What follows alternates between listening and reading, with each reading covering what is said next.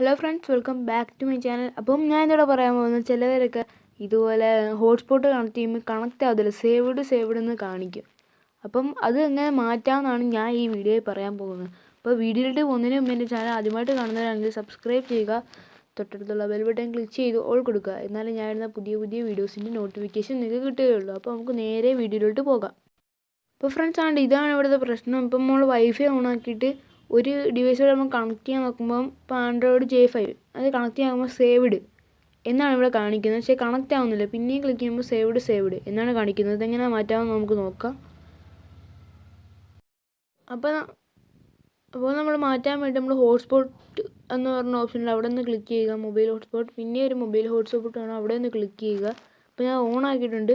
എന്നിട്ട് മോർ എന്നൊരു ഓപ്ഷൻ കാണും, അവിടെ നിന്ന് ക്ലിക്ക് ചെയ്യുമ്പോൾ അലൗഡ് ഡിവൈസ് അവിടെ നിന്ന് ക്ലിക്ക് ചെയ്തിട്ട് അതൊന്ന് ഓഫാക്കി കളയുക. അത് ഓഫാക്കിയിട്ട് നിങ്ങൾ ഒന്ന് മറ്റേ അവിടെ ചെന്ന് നോക്കുക കണക്റ്റ് ആവുന്നുണ്ടോ ഇല്ലയോ എന്ന്. അപ്പോൾ നമുക്കൊന്ന് നോക്കാം കണക്റ്റ് ആവുന്നുണ്ടോ ഇല്ലയോ എന്ന് നോക്കാം. അപ്പോൾ ഫ്രണ്ട്സ് നമ്മുടെ വൈഫൈ ഓൺ ആക്കിയിട്ടുണ്ട്. നമുക്കൊന്ന് ഓണാക്കി നോക്കിയിട്ട് കണക്റ്റ് ആവുമെന്ന് നോക്കാം. ഇപ്പം ആൻഡ്രോയിഡ് J5 ഉണ്ട്, അപ്പോൾ തന്നെ കണക്റ്റഡ് ആയി. ഇപ്പം ഇന്ന് സക്സസ് ആവുന്നുണ്ട്.